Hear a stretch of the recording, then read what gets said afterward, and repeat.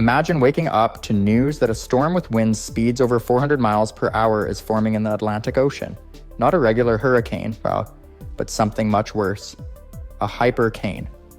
This is a theoretical superstorm that scientists believe could form under very rare and extreme conditions. It would be like a hurricane, but way stronger, larger, and much more dangerous. And in this hypothetical, one is now brewing just off the coast.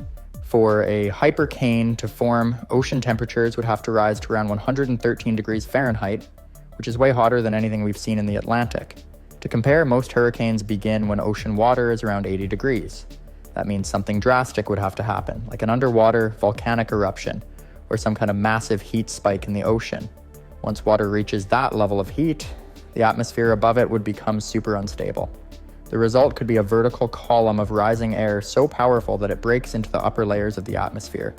This new storm would grow fast, much faster than any hurricane we've seen before. It could stretch for hundreds of miles and keep pulling in energy from the hot ocean below.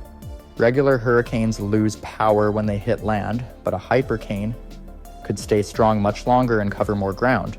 It wouldn't just be a huge storm, it would be a machine feeding itself and growing stronger by the hour.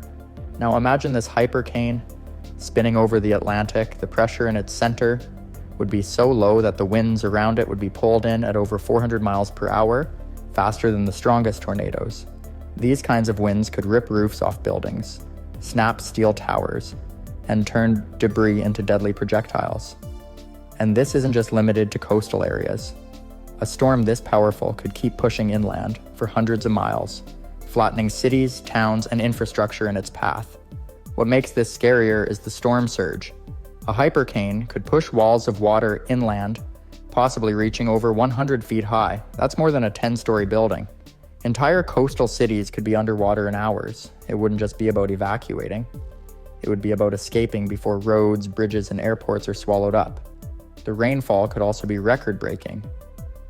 Some scientists believe a hypercane could dump more rain in a single day than most hurricanes release in a week.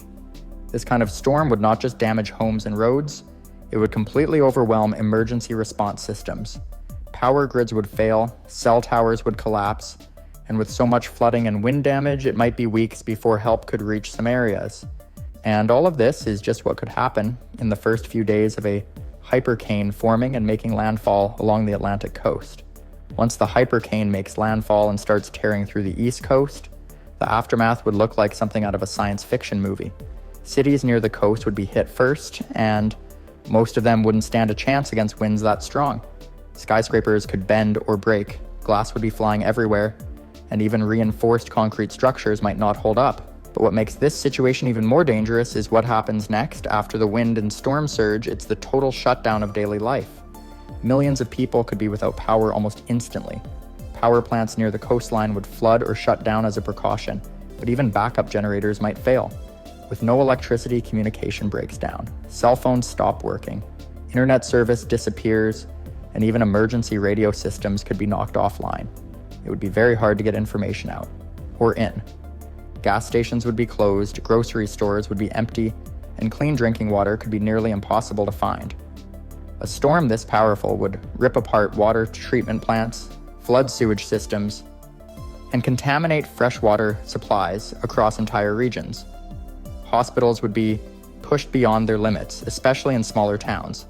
With roads blocked by fallen trees, crushed vehicles, and flooding, rescue teams might take days just to reach the worst-hit areas. But the damage wouldn't stop at buildings and roads. Farmland across the eastern United States could be destroyed. Crops would be flattened, soil washed away, and livestock killed or scattered. This would throw off the food supply chain in a huge way. Everything from corn and wheat to vegetables and fruit could see shortages within days. Grocery stores that still had power would be picked clean fast. The effects wouldn't just be felt locally. The ripple effect would travel across the country. Airports would shut down, both because of flooding and because there wouldn't be working radar or functioning control towers. Transportation of goods would grind to a halt. Ports along the East Coast, which handle millions of tons of cargo every year, would be wiped out or underwater. That means delays in everything from food and medicine to electronics and basic supplies. At the same time, the hypercane wouldn't just vanish once it moves inland. It would slowly weaken over time, but because it started off with so much energy, it could still bring major destruction as it moves. cities hundreds of miles from the coast, places like Atlanta, Pittsburgh, even parts of the Midwest, could see extreme rain, heavy winds, and dangerous base flooding. Rivers would overflow, dams could fail, and small towns far from the ocean would suddenly be in crisis. On top of all this, toxic spills and chemical leaks would become a real threat. Refineries and factories near the water could leak oil, gas, or industrial waste into floodwaters. These contaminants would spread fast, affecting not only marine life, but also human health. Cleanup would be massive, expensive, and take years to fully complete. And while all of this chaos is unfolding on the ground, scientists and emergency officials would be racing to understand whether another hypercane could be forming behind the first one, especially if the ocean waters stayed hot. In the days and weeks after the hypercane moved inland and lost strength, the real long-term consequences would start to reveal themselves. One of the biggest issues would be displacement. Millions of people from coastal cities like Miami, Charleston, New York City, and Boston could be forced to evacuate with no clear timeline for when or if they could return. Entire neighborhoods might be gone, not just damaged, but wiped completely off the map. Emergency shelters in nearby states would be overwhelmed. Schools, sports arenas, and community centers would be turned into makeshift homes for families that had lost everything. Sanitation would become a growing concern. Without proper plumbing or waste management, even shelters could become health risks. Disease outbreaks could begin to spread, especially in crowded and humid conditions. Insurance companies would be flooded with claims, not just for home damage, but for destroyed cars, lost businesses, and agricultural losses. But with so many claims coming in at once, the entire system could start to buckle. People might wait weeks or even months for the financial support they need just to rebuild. Many small businesses would shut down permanently. The local economy in the hardest hit regions could collapse entirely, leaving people jobless and unsure of what to do next. Meanwhile, the environmental damage wouldn't be limited to oil spills and broken infrastructure. The coastline itself would be reshaped. Barrier islands could be washed away. Wetlands and marshes, which serve as natural storm buffers, would be torn up or permanently eroded. Wildlife that depends on these habitats, birds, fish, amphibians, would either die off or flee the area entirely. Some ecosystems might never fully recover. Fisheries along the east coast would be devastated. Boats would be destroyed, docks ripped apart, and processing plants flooded. Saltwater intrusion from the storm surge would poison freshwater systems, ruining habitats and killing off fish populations. The fishing industry in places like Maine and the Carolinas could be crippled for years, leading to job losses and food shortages in surrounding areas. Then there's the mental impact. People who survive events like this often suffer from long-term trauma. Anxiety, depression, and PTSD are all common. Kids who live through these kinds of disasters might have trouble focusing in school, and adults might struggle to go back to their normal routines. Recovery is not just about rebuilding buildings, it's also about healing minds, and that takes much longer. International aid might be needed, especially if the federal government struggled to keep up with the demand for support. Countries around the world could step in with supplies, financial aid, and rescue teams. Global media would follow the story closely, and the world would be watching to see how the United States handled one of the most powerful storms in history. But beyond the headlines, experts would begin to ask tough questions.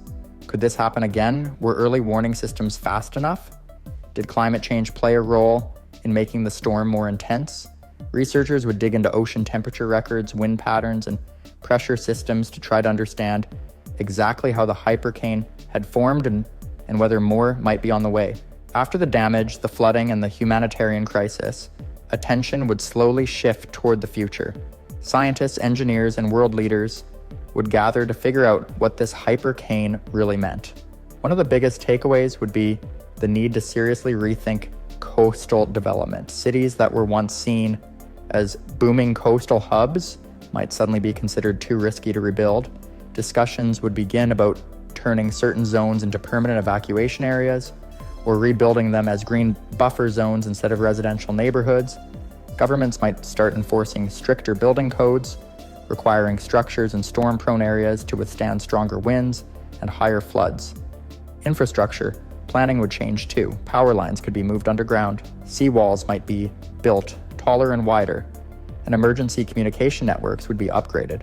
More advanced radar and satellite technology would be funded to help detect changes in the atmosphere that might point to another hypercane forming in the future. At the same time, global conversations around climate change would become much more urgent. A storm like this wouldn't just be seen as a one-time disaster, it would be viewed as a possible preview of what could come next if ocean temperatures continue to rise. World leaders would face pressure to take stronger action, not just in reducing carbon emissions, but in preparing for even more extreme weather events. The storm would also reshape how people think about weather in general. For most of history, hurricanes have been categorized using the Saffir-Simpson scale, which goes from Category 1 to Category 5. But a hypercane would go far beyond that. Meteorologists might consider creating a new classification system, something that acknowledges how this kind of storm breaks all the usual rules. In schools, kids would learn about the hypercane the way past generations learned about major earthquakes or world wars as a moment in history that changed everything. Documentaries would be made, books would be written, and survivors would tell their stories for years to come. In some cities, memorials might be built to honor the lives lost and the communities forever changed. Economically, recovery would take years. Insurance rates for coastal areas would skyrocket, and some companies might refuse to cover those regions at all. Tourism in coastal cities would slow down, especially in places where popular beaches or boardwalks were damaged beyond recognition. Farming regions, affected by saltwater contamination or flood damage, would struggle to grow crops, adding pressure to food supply chains already stretched thin. But as hard as it would be, the world would also adapt. New technologies might emerge to help manage storms, things like artificial cloud seeding, sea surface cooling, or better global weather control models. Scientists would likely work together across borders, combining research to better understand what triggered the hypercane and how to prevent another. Most importantly, people would not forget. A hypercane hitting the Atlantic Ocean wouldn't just be a disaster, it would be a warning, a reminder of how powerful nature can be and how closely human life is tied to the balance of our environment. The damage would be real.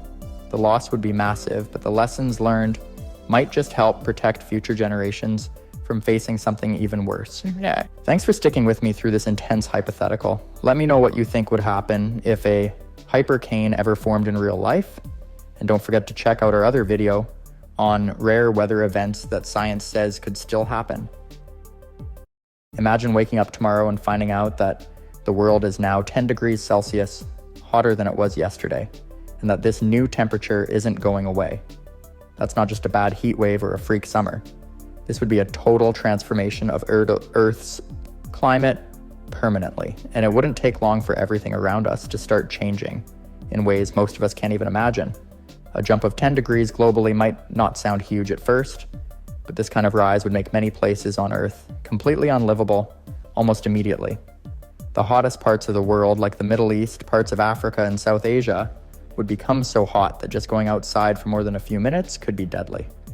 Cities that already deal with extreme heat, like Kuwait City or Delhi, would face heat levels beyond what the human body can survive for long. It's not just about personal comfort either. It's about how this level of heat would break the systems we rely on. Roads and train tracks would warp.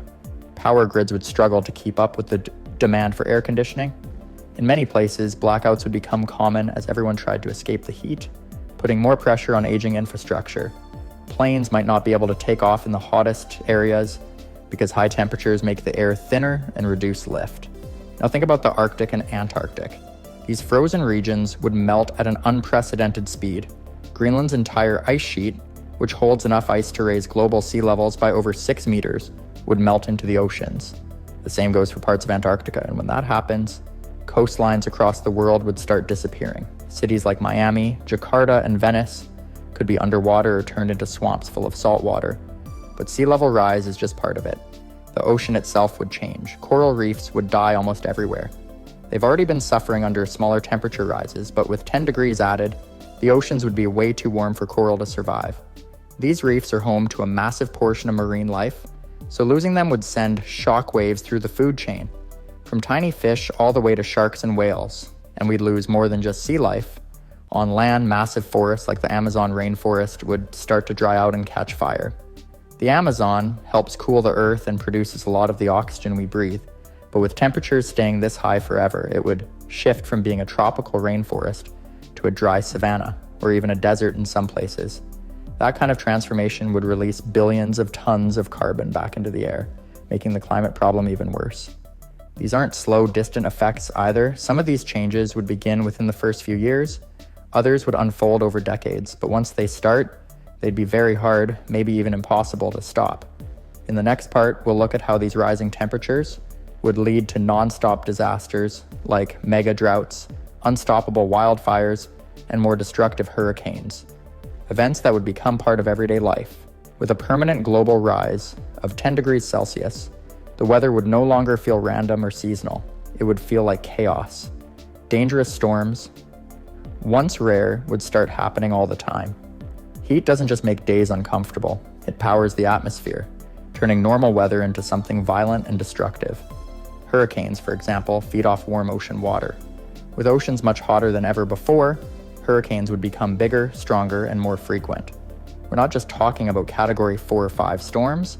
We'd start seeing storms that go beyond the current scale, tearing apart coastlines and flooding entire regions. Places that rarely dealt with hurricanes before, like parts of Europe or South America, might start facing regular landfalls.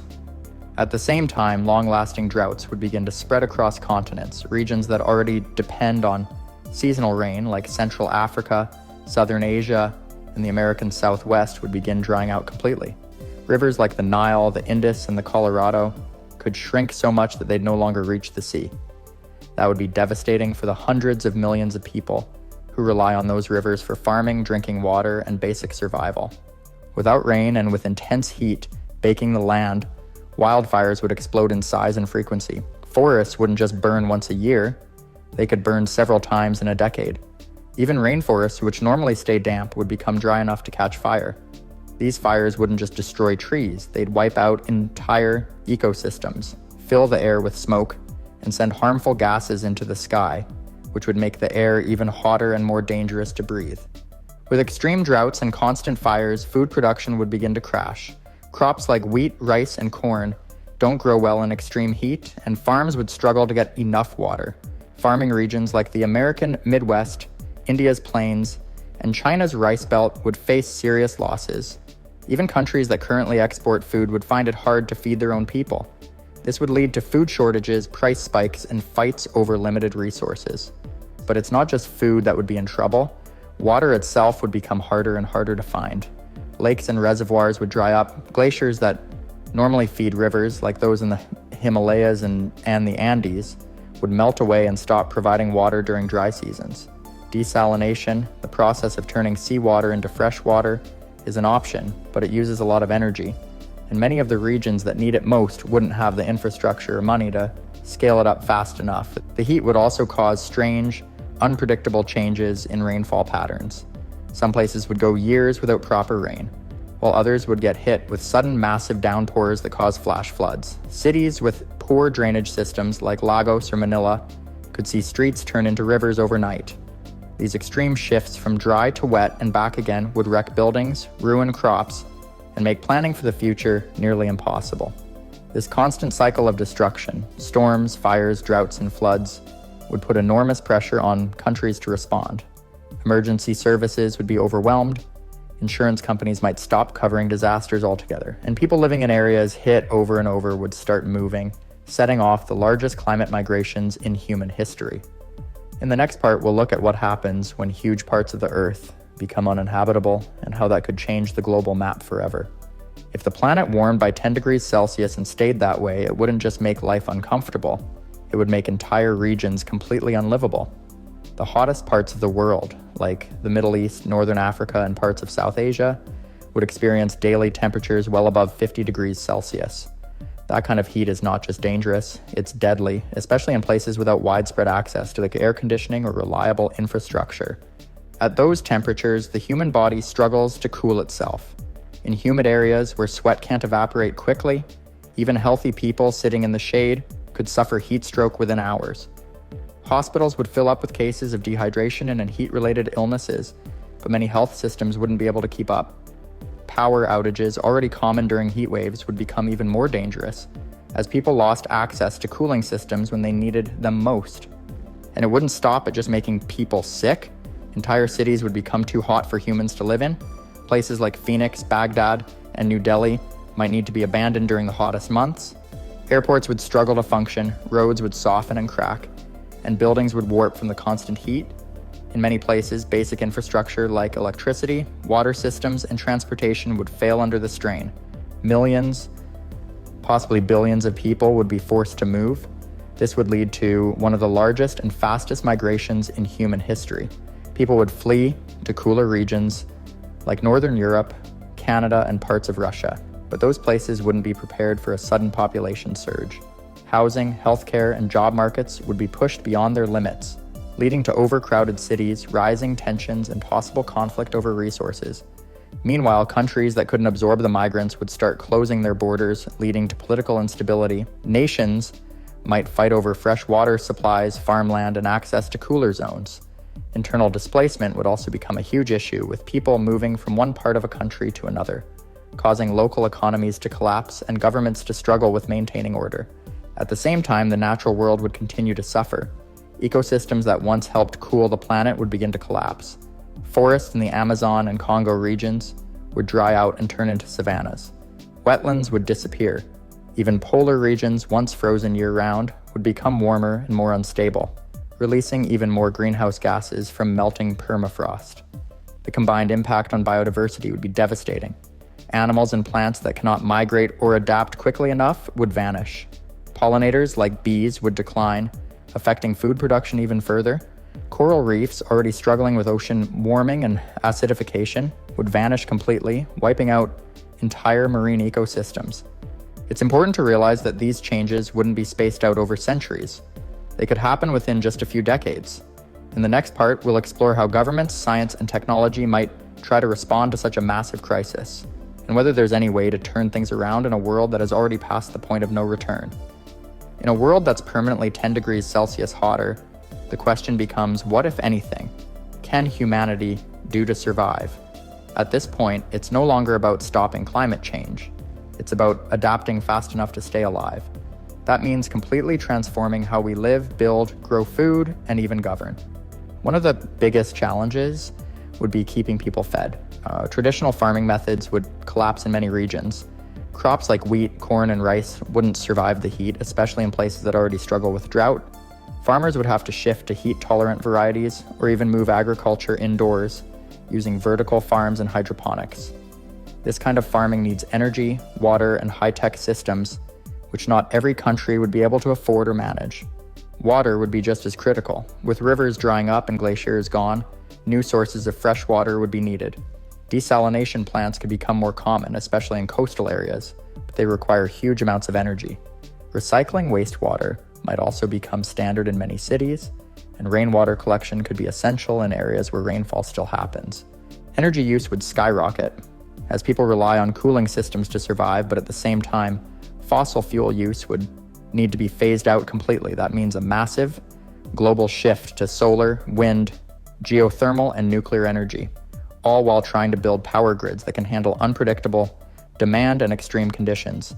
Batteries and energy storage would have to be upgraded to store power during blackouts or storms. Architecture and city planning would also need to change. Cities would be rebuilt with reflective materials, more shaded areas, and greenery to reduce urban heat. Entire neighborhoods might move underground or be built with climate control in mind. Roads, railways, and bridges would need to be made with materials that can withstand extreme heat without warping or melting. At the global level, governments would be under constant pressure to maintain stability. Climate refugees would still be on the move, and international cooperation would be more important than ever. Alliances would form not just around politics, but around climate survival. Wealthy nations might be expected to help fund adaptation in poorer countries to prevent total collapse. This could lead to new global agreements or massive tensions if countries refuse to help one another. Technology would play a major role too. Geoengineering, once considered too risky, could become a last resort. Ideas like spraying aerosols into the upper atmosphere to reflect sunlight or creating artificial clouds might be tested, but these are unpredictable solutions, and many scientists warn they could have unintended side effects, possibly even making some regions drier or colder than before. Mental health would be a growing concern. Living in a world constantly on the edge, facing resource shortages, deadly heat, and climate disasters would take a toll. Communities would need strong support systems, and education would have to include not just science and survival skills, but also emotional resilience. In the end, surviving a 10-degree Celsius temperature rise would require the biggest transformation in human history. It would mean rethinking everything, from the ground up. While it's hard to imagine such a world, scientists say we still have a small window to prevent it, but that window is closing fast. What happens next depends on what humanity chooses to do, right now. Imagine waking up one morning and looking up to see nothing but a clear blue sky stretching in every direction, not a single cloud, not a wisp, just open air from horizon to horizon. That's what it would be like if, suddenly, every single cloud on Earth vanished forever. No more fluffy cumulus, no more dark storm clouds, no more high cirrus streaks. It sounds calm and peaceful at first, but the reality would be anything but. Clouds aren't just decorations in the sky. They're a key part of how the Earth works. One of their biggest jobs is regulating temperature. During the day, clouds reflect sunlight away from the planet, keeping things from getting too hot. At night, they act like a blanket, trapping heat close to the ground and stopping it from escaping into space. If you take all the clouds away, you're basically removing Earth's climate control system. Right away, we'd notice some strange things happening. Days would feel way hotter than usual. Without clouds to reflect the sun, more heat would hit the surface directly. In places that are already warm, like deserts or tropical regions near the equator, the temperatures could rise dangerously high in just the first day. Surfaces like asphalt, metal roofs, or dry soil would absorb that heat even faster, and you'd feel it the moment you stepped outside. Nights, on the other hand, would flip the other direction. With no clouds to trap heat, the warmth from the day would vanish quickly. Even places that baked in the sun all day would get surprisingly cold once the sun went down. These intense ups and downs would happen every single day, and the temperature swings would only get worse over time. Animals and plants that rely on regular day-night temperatures would be thrown into chaos. Many species have adapted to the way clouds regulate light and warmth. Without that stability, their daily patterns would break. Some might not survive the sudden shift. Human bodies, too, would struggle with these extreme swings, especially in regions where people aren't used to big temperature changes. And this is just what happens in the very beginning, within the first few days of clouds disappearing. It would be the start of something much bigger. Earth's weather, agriculture, and climate would all begin to unravel. Next, we'll look at how those disappearing clouds would start to mess with weather patterns, global wind systems, and the water cycle, and why that would change everything we know about life on this planet. With all the clouds gone, it wouldn't just be the days and nights that start acting strange. The entire system that moves weather around the planet would be thrown off. Clouds are deeply connected to how air moves, where storms form, and how rain falls. Without them, weather as we know it would break down fast. One of the biggest problems would be the collapse of the water cycle. Normally, water from oceans, lakes, rivers, and even plants evaporates into the air. That water vapor then gathers into clouds, which eventually release it as rain or snow. No clouds means no place for that vapor to collect, so it just lingers in the air or spreads out too thinly to do anything. That leads to massive drops in rainfall, especially in places that depend on regular storms or seasonal rains. Think about areas like the Amazon rainforest, which gets huge amounts of rain thanks to thick cloud cover and strong cycles of evaporation and condensation. With clouds gone, the rain stops. And when the rain stops, the forest begins to dry out. Over time, a rainforest could turn into dry, cracked land with dying trees, shrinking rivers, and collapsing ecosystems. The same thing would happen to farmland in places like Southeast Asia, Central Africa, or parts of the American Midwest, where crops rely heavily on cloud-fed rain. Wind systems would also go through major changes. Without clouds reflecting sunlight unevenly across Earth's surface, temperature patterns would become more extreme, and that changes how air moves. Normally, warm air rises and cool air sinks, driving the winds that help move moisture, heat, and storm systems across the globe. But now, with clouds gone, some regions would heat up way too fast while others freeze, creating weird and violent wind patterns. We'd likely see jet streams shift, storms becoming more chaotic, and some areas being permanently stuck in dry, windless heat, while others face constant gusts and sandstorms. Humidity would also behave differently. Since there would be less rain and no clouds to trap moisture near the ground, some places would feel bone dry all the time. Deserts would expand quickly, creeping into areas that used to be green and livable. On the other hand, coastal regions might get stuck with thick, sticky air full of water vapor that can't condense into rain. That strange combo, hot, heavy air and no rain, would make life incredibly uncomfortable and even dangerous for people with breathing problems or health conditions. With no reliable weather, long-term forecasting would become almost impossible. Farmers, city planners, and emergency responders would be left guessing. Droughts would hit unexpectedly. Flash floods could happen where dry soil can't absorb rare, sudden downpours. Even the seasons might stop working the way we know them, and this is still just the beginning. In the next part, we'll dig into how a cloudless world would affect our oceans, the wildlife that lives in them, and what happens to Earth's balance when the skies stay clear forever. Oceans would feel the disappearance of clouds just as much as the land would, maybe even more. Without any cloud cover, the surface of the oceans would absorb much more sunlight than normal. That would quickly cause sea surface temperatures to rise, not by a little, but by several degrees across the globe within just a few weeks. Warmer oceans change everything. Coral reefs would be among the first to suffer. Corals are very sensitive to temperature changes, and even a shift of just 1 or 2 degrees over normal can lead to coral bleaching.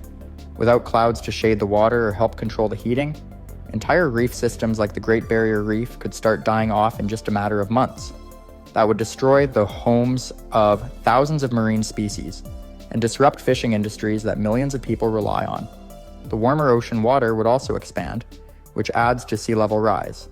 Add in melting polar ice, since there are no clouds to help reflect sunlight off the white surface of glaciers, and you'd get serious coastal flooding. Cities like Miami, Bangkok, and Venice would all be at greater risk of permanent flooding within a few years, and places that already sit just above sea level, like small island nations, could be underwater faster than anyone expects. Marine animals wouldn't just deal with warmer waters, but with changes in food supply too. Phytoplankton, which are tiny plants that float near the surface and produce oxygen, need sunlight to grow, but they also need cooler, nutrient-rich water. If the surface of the ocean stays too hot, those nutrients don't rise from the deeper layers like they normally do. That causes plankton populations to crash, which then affects fish, whales, and everything else up the food chain. Storms that form over water, like tropical cyclones, would also change. While clouds are a key part of storm formation, the energy that drives storms comes from the heat in the ocean. With hotter water and broken wind patterns, new kinds of storms could develop that we've never seen before. They might be shorter but more intense, or slower and longer lasting. And since the old systems that used to push storms around are gone or broken, some areas could get hit again and again with no clear pattern. Even the chemistry of the ocean would shift. With more sunlight hitting the water and fewer processes to regulate evaporation and heat, salinity could rise in some areas, while freshwater runoff might cause imbalances in others. These shifts would confuse migration patterns for many marine animals and might lead to dead zones, parts of the ocean where nothing can survive due to lack of oxygen or extreme temperatures. And let's not forget about the poles. With no clouds to keep the temperature in check, the Arctic and Antarctic regions would melt even faster than they already are. That would not only raise sea levels, but also release large amounts of methane from permafrost, a greenhouse gas far more powerful than carbon dioxide. Once that's in the atmosphere, it speeds up the warming even more, creating a runaway effect. As we wrap up, we'll look at how these changes ripple into society, from food systems and health to daily life and global cooperation in a world where clouds never return. With every single cloud on Earth gone forever, daily life for people everywhere would start to feel completely unfamiliar. For one, energy demand would spike. Places that never needed air conditioning before, like parts of northern Europe or coastal Canada, would suddenly be overwhelmed by heat. Buildings not designed to handle extreme temperatures would become unlivable during the day and dangerously cold at night. That's because without clouds, there's nothing to slow down heat loss after the sun sets. So, while it would be blazing hot during the day, temperatures could plummet overnight, creating massive energy swings every 24 hours. In areas that rely heavily on hydropower, like Norway or the Pacific Northwest in the United States, disappearing clouds would mean fewer storms, less snow, and eventually dried up rivers. That would hurt clean energy supplies right when people need it most. Meanwhile, solar energy would see a temporary boost with more constant sunlight, but that could be short-lived. Dust, dry air, and disrupted wind patterns might bring new problems, like massive sandstorms or haze that block sunlight anyway. Cities would also face big health problems. Without cloud cover, UV radiation would increase sharply. That means more cases of skin cancer, eye damage, and heat stroke especially in regions that are already exposed to a lot of sun. Hospitals could become overwhelmed in just a few months as heat-related illness and dehydration cases climb. Air quality would also take a hit. With no rain clouds to help clear out pollutants from the atmosphere, smog would linger longer and hang heavier over large urban areas. Agriculture would be pushed into a full crisis mode. Farmers would have to completely rework how they grow food. Crops that depend on consistent rain or cooler temperatures, like wheat, coffee, and rice, would fail in many areas. Some places would shift to drought-resistant crops, but others might become unsuitable for farming altogether. Entire food supply chains could collapse. Countries that rely on imported food might find themselves scrambling to secure new trade deals, as everyone competes for shrinking supplies. That leads to rising food prices, increased poverty, and possibly even conflicts. Even mental health would take a hit. Believe it or not, clouds help people regulate their daily rhythm. With nothing but harsh, constant sunlight or deep, sudden darkness, people's sleep patterns would be thrown off. In some regions, people might go for weeks without a cloudy or overcast day, leading to more cases of anxiety, depression, and sleep disorders. The psychological toll of watching nature unravel, watching ecosystems collapse, wildlife vanish, and skies remain a harsh, empty blue day after day, would weigh on entire communities. Governments and international groups would likely try to respond fast. We could see a push for the large-scale geoengineering projects, like releasing particles into the upper atmosphere to reflect sunlight, or building artificial cloud systems over important agricultural zones. Some might even develop advanced systems to release moisture into the air and try to restart cloud formation artificially, though these experiments would carry major risks. If the balance of moisture, heat, and air movement is not right, these efforts could make the problem worse or shift it onto another part of the world. In the end, the disappearance of every cloud on Earth would reveal just how connected everything is. Clouds aren't just something we look at in the sky. They're part of what makes life on Earth possible. Without them, the balance falls apart. Temperature, weather, ecosystems, water, health, all of it starts to unravel. And it's a reminder that sometimes the things we barely notice, like clouds drifting by overhead, are some of the most important forces keeping our world in balance.